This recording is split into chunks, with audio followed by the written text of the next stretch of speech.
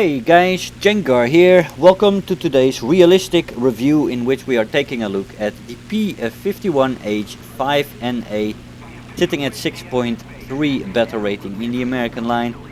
This plane was a very frustrating experience when it just came out. It had a 6.7 battle rating, and in that review at that time I stated that this plane was too high because it faced the F-84G all the time in those days, and I believe I had 9 out of 11 matches were jet matches what I had back then, and a terrible count, only 10 deaths with 13 kills or something, I believe. So it was quite horrendous, and I didn't have a good experience in the plane at that time. I suggested to Gaijin at that time that this plane should be brought back to 6.3 and the F-84G needed to go up to 7.7. This is exactly what happened, fortunately, and now these two planes don't face each other. This plane has a much better chance against the lower tier jet fighters, and when you do get those matches you can often get a kill, sometimes two, and of course sometimes you also get killed, but that's the risk of flying against jets. But it holds its own, let's say, there, and it's, of course, in a down tier it is a very good fighter. And but there's still plenty of planes out there that are serious opposition, and it is now a joy to fly. I have to say, I had much better matches, and I ran a 4-to-1 kill death ratio, so that's much better than it was before, and I believe that it is now at the place where it should be, this plane. The maximum speed in this plane at sea level without whip is 596 kilometers an hour without whip, and 667 kilometers an hour with whip. Very powerful whip on this plane. If you use that, when you use it, it makes a huge difference at the lower altitudes, and even at the higher altitudes it is very powerful. At 4500 meters she'll go up to 560 kilometers an hour without whip, and 590 with whip, and finally at 6500 meters 498 without whip and 550 with whip.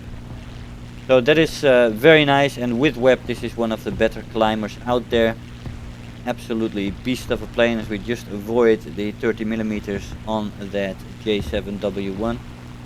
Very nice little plane as well for the Japanese. We reviewed it not too long ago.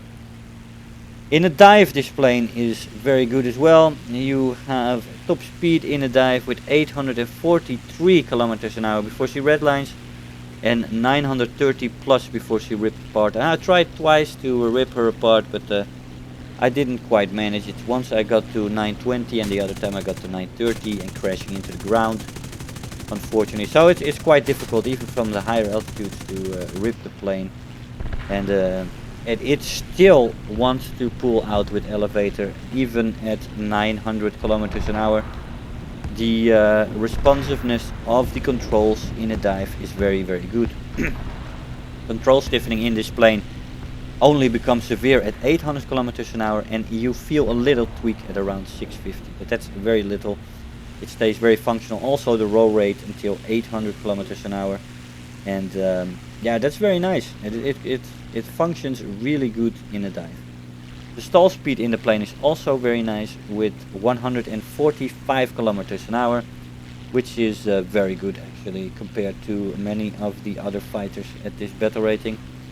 Firepower in the plane is good. You have 650 cals in total. 4 of the M2 Browning machine guns have 260 rounds per gun, and the inner pair has 390 rounds per gun. Plane can also be equipped with HVAR or M8 rockets, several bomb load options or combinations between the bombs and the rockets. So it's a very versatile plane that you can use in a lot of capacities. I used a 600 meter convergence for these matches, and I used the stealth belt. So the ammo load is very good as well, and with the rounds in the center pair makes you last a little longer for firepower instead of it being divided over all 6 guns. The performance of the plane is very nice as well. The acceleration in a straight line is great. In a dive it's very good.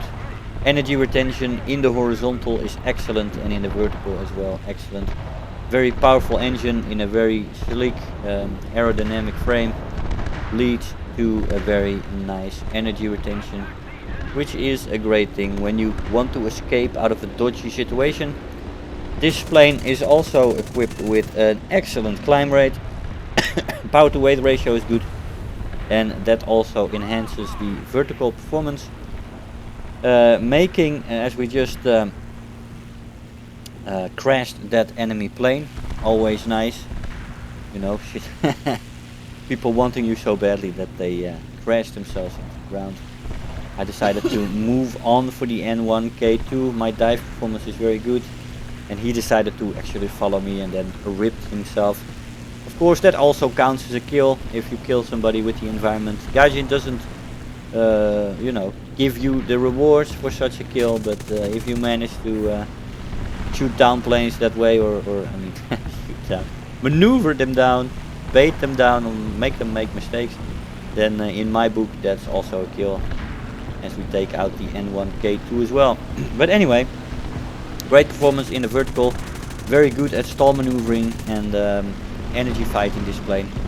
It's a joy to fly, I have to say. Boom and zooming is also very good in. It is not a dedicated turn fighter, but the turn time is actually decent to good, especially with flaps and when it's fast. The flaps only rip off at 650 kilometers an hour, which is very nice and make the flaps very usable. You do lose speed, of course, when you equip the flaps, but they are very functional on this Mustang. Roll rate in the plane is good to very good. You know, on average speeds it's good, on fast speeds it's very good. Maneuverability overall is good in this plane, and it can surprise many dedicated turn fighters, especially when it has a little speed on her. You throw out the flaps and you make the first few turns and you can actually match them or better them. That surprise often leaves people dead, which is very nice. But mainly this plane is meant as a boom and zoomer and an energy fighter. In game, those are the two roles you should focus on in this plane. Overheating in the plane is present with extensive web, but it does cool off easily, so I wouldn't call it a major problem on the plane. You just gotta pay attention to it. Durability is decent, it can take a hit or two, but it is not a Thunderbolt or anything. It is just a decently sturdy plane that can take a few hits, but there's lots of places that are vulnerable as well, so decent durability. And like I said, it is a plane that is very nice. You can have a lot of success in her, but you definitely want to pay attention in the jet matches. You do have the 50 cals in the jet matches, and with jets, when they have high speeds, your firing window is very, very short, and in those short windows you gotta make sure to land enough 50 cals on the enemy plane to shoot them down, and that's why you often don't get many kills in jet matches, unless you of course fly them constantly and you're very used to the extra aim in jet matches. I don't. I fly different planes all the time, and I don't have much time for recreational flying anymore with my kid and family life and work, and then making the videos. So I basically only fly for videos these days. I don't have much flight time, and I don't fly many jets, not often enough to be comfortable with that. So I noticed that I did manage to get a lot of hits on jets and get a kill sometimes too, but jet matches with this plane and the armament it has can be a little frustrating when it comes to approaches and taking your chances. That's definitely something, if you were like me and you fly jets now and then that can be a little bit of a problem. But for the rest, this plane is absolutely brilliant. Fantastic energy fighter, a great boom and zoomer with a good ammo load and excellent performance. Just a joy to fly, I have to say. And even at lower altitudes with a couple of guys, you can still pull out some shenanigans. So we already killed 2 of them. We're still fighting against 2. Taking out D9, and unfortunately we don't get a chance here to make some speed and try to create some distance between us and the A7M, which is a very maneuverable plane, much more maneuverable than us. So he got us, good for him. But the P-51H is now in the place it should be. Let's see what kind of rewards we got. Final blow we have. Then we have Terror of the Sky, Bulletproof, 67,000 Silver Lions and 3,800 research points. I'll see you in the conclusion. Hey guys, so here we are after the match. Now the P-51H, as I said, was a frustrating experience when it just came out. There were a lot of jet teams and maybe those guys were even looking for it back in the days. I also mentioned that in my first review. It was frustrating as hell flying against F-84Gs all the time. Almost every match. I had 9 matches out of 11 jet matches back then, and I was not having a good time in this plane, let's say. But my suggestions were actually picked up by Gaijin, and now the plane is in the correct place, and I'm very happy with how it flies right now. This is much more to my regular performance with good planes, and the plane is in an absolute great position. A little better even. It's a good plane, and it's an absolute joy to fly. And this skin is a courtesy of Raptor Attacker, one of my old subscribers, who made it for me because he wanted to give something back after all the videos he watched from me. I believe he's taking a short hiatus at the moment, but his work is you can look up his work on skins on the live forums. But I am not sure if he actually put this skin up there, but you'd have to check. I believe this was just for me, but if he did put it up, I don't remember if he asked that back then, but you know, it's a while back.